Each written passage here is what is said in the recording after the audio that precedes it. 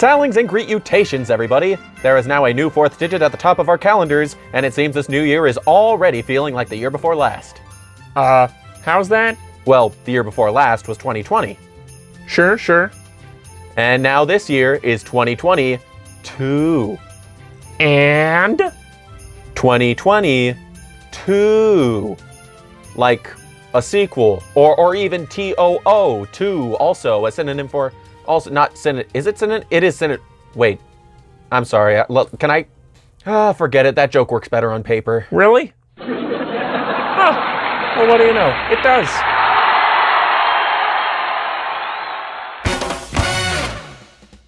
I don't want this video to be too long or to exacerbate talking points that have either been done to death or I'm planning on dedicating full videos to in the future.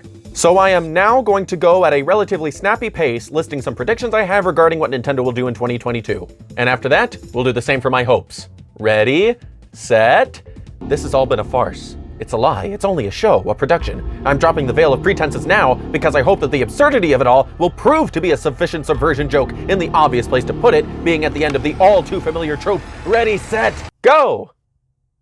Nintendo's first Direct of the year will either be a mini or dedicated to a single game, because we can't have nice things. The Nintendo Switch's lifetime sales will quickly surpass the Wii's. Pokemon Legends Arceus will spur some sort of controversy, and even if not, there'll still be turmoil in the Pokemon fandom. Both Next Level Games' latest project and Donkey Kong's next game, which hopefully aren't one and the same, will not release but be revealed in 2022. Same goes for Metroid Prime 4. Bayonetta 3 will get delayed. Kirby and the Forgotten Land and Splatoon 3 will be underwhelming, but I'll enjoy them very much just personally. The sequel to Breath of the Wild's official title will include the word demise in it, or will otherwise relate directly to the Demon King. Also, the Uku will be back, baby. Nintendo will release a new weird accessory or peripheral with an accompanying game for the Switch. My preference would be an art/animation tool or add-on that can read past consoles, discs, and cartridges, but this is Nintendo we're talking about. It could be a freaking volleyball accessory that uses the Joy-Cons to track your rally, and it'd make just as much sense coming from them. A Big Brain Academy app will release on smartphones and be compatible with Brain vs. Brain on the Switch. We'll find out in Nintendo's next fiscal report that Metroid Dread will have sold roughly the same amount of copies as ARMS. This would of course be great for the Metroid series, but online discourse would still rage on as to whether or not that's a quote-unquote success or not. WarioWare Get It Together will get free DLC in the form of new playable characters and their own special Wario Cup challenges. But that'll be the extent of the updates. No new microgames or modes or story chapters or anything meaty like that. Intelligent Systems will release a remake or a port. Since 2019, they've released one game on Switch every year, and before they develop for Switch, they'd have at least one game a year anyhow. So I'm guessing it'll be a Fire Emblem remake, but it could also be a port of Pushmo World from Wii U, or Codename Steam from 3DS, or Paper Mario the Thousand Year Door from GameCube. Monolith Soft will release a Xenoblade Chronicles X Deluxe port with extra story content, and not Xenoblade 3. Super Mario 35 will come back in some official way. Best case scenario as a more fleshed out Mario Battle Royale or NES Remix game. Worst case scenario as just what it was before, but now exclusive to NSO expansion pack. Mamma mia. Pikmin Bloom will get a huge update in the first half of 2022, but will announce its discontinuation and removal from the App Store in the second half. Illumination's Mario movie will be similar in quality to the Sonic the Hedgehog movie by Paramount, which is either a good thing or a bad thing, depending on whether or not you have, well, taste. Nintendo EPD Group 9, the developers of Mario Kart 8 and ARMS, will release their next project. That's all I'll say about that before we go into my hopes. Okay, those were my predictions. Now let's have a little more fun up in here. Let's get straight into discussing the qualities that make for a good score in a stage musical and the careful line that must be tread when adapting it for a feature film. A recent example of a Broadway play made motion picture that went horribly wrong was Cats, but when you consider the nuance in the script of the What was I talking about? Cats. The pets or the show? Would either one be a good thing? Here are my hopes for Nintendo in 2022.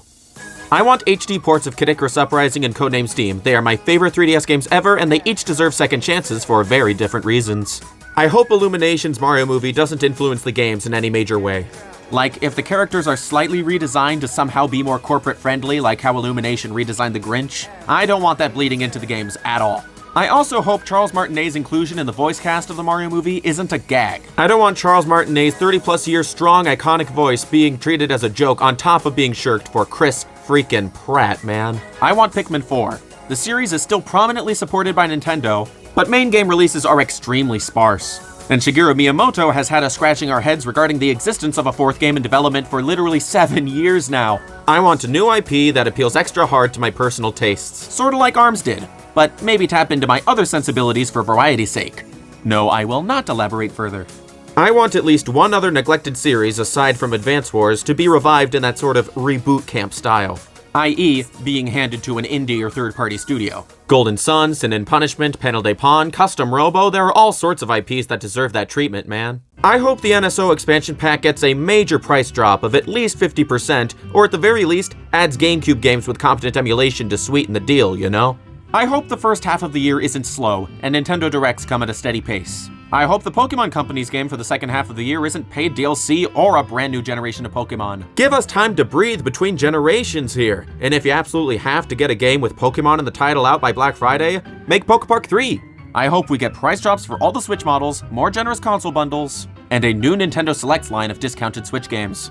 I want a brand new F-Zero, Custom Robo, or Excitebots game. This is my holy trinity of Nintendo hopes. The only reason I bother recording my live reaction to Nintendo Directs and other things like that is purely on the off chance one of those three things happen and I can document my hype, you know? And finally, my last hope for this year, and it's probably the biggest one I've got yet, well, it goes a little something like this. I want a sequel to ARMS, alright? I don't care what anyone says. I want a sequel to ARMS, alright! Oh! What was I singing about? Cats. Somehow I doubt that. It's true. Check it out on the playback.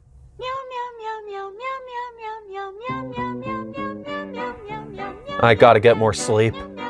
Oh, that's not even the weirdest part. Check out what happens when you do it in reverse.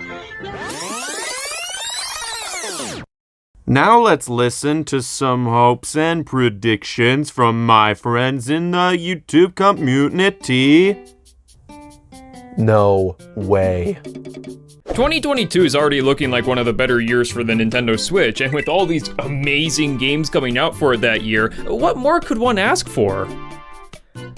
Okay, maybe a Mario Kart 9. The fact that it's been almost 8 years since the last Mario Kart came out is starting to sink in, and I mean like,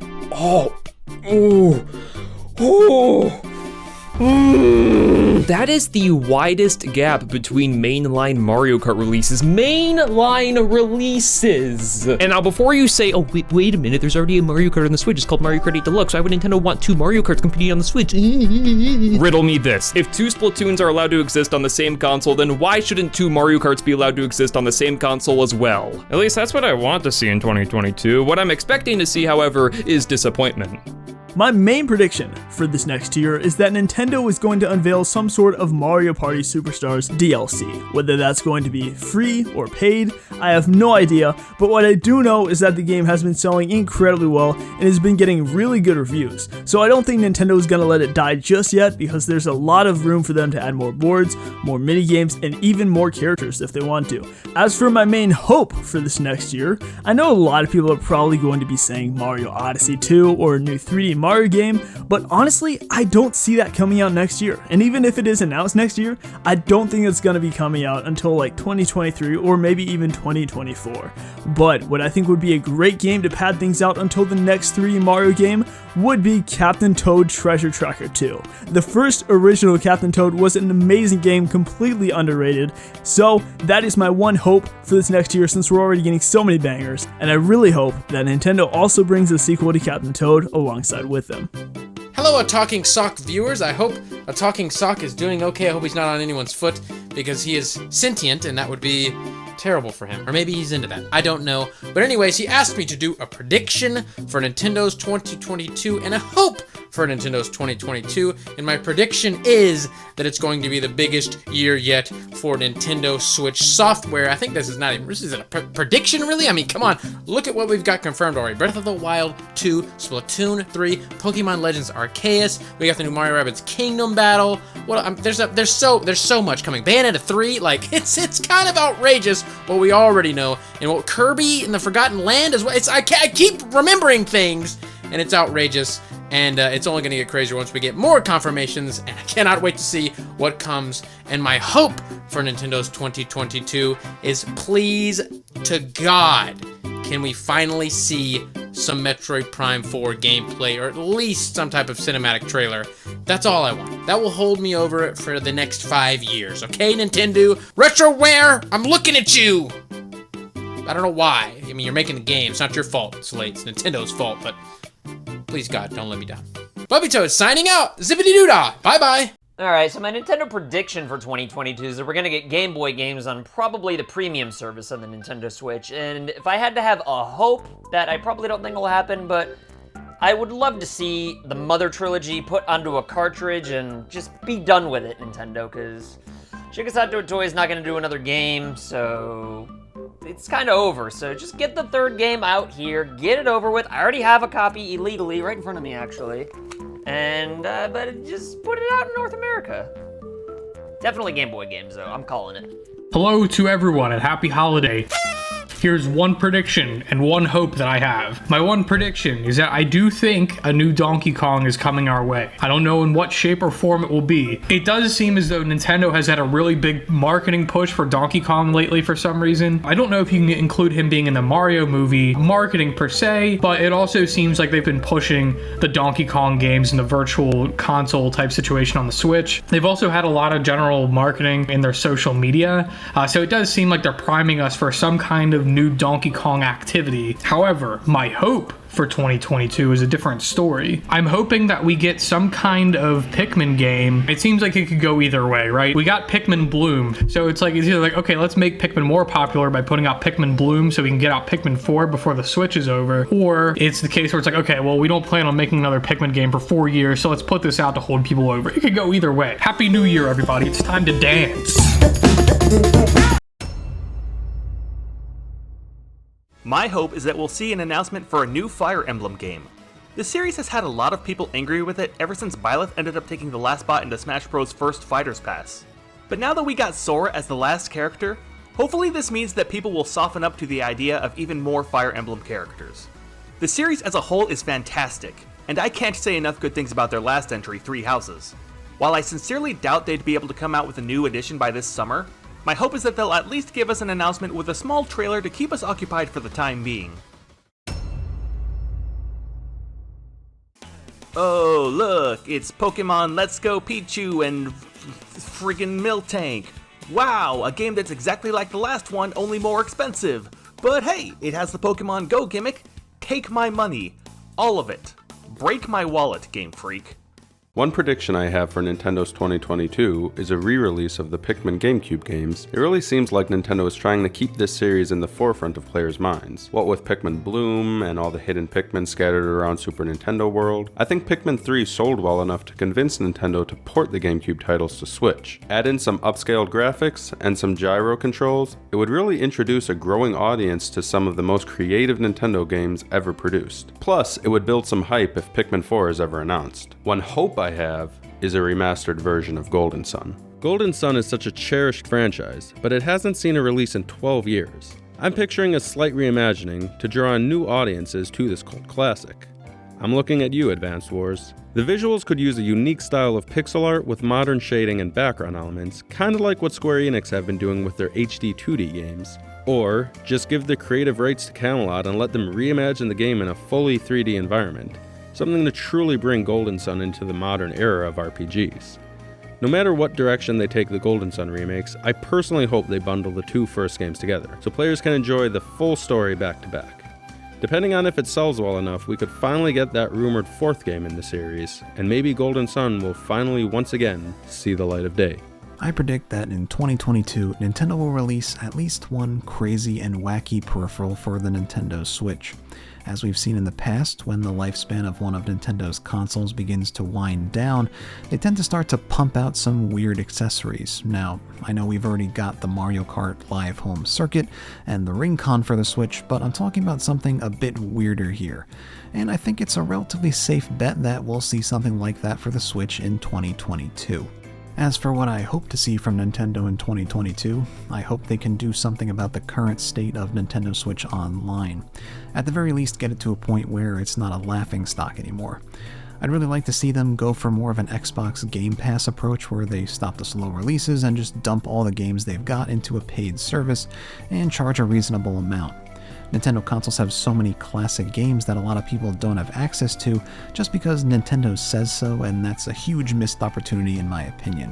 One prediction I have for Nintendo in 2022 is that we get another big 3D platformer alongside Kirby and the Forgotten Land, either a 3D Donkey Kong game or a sequel to Super Mario Odyssey.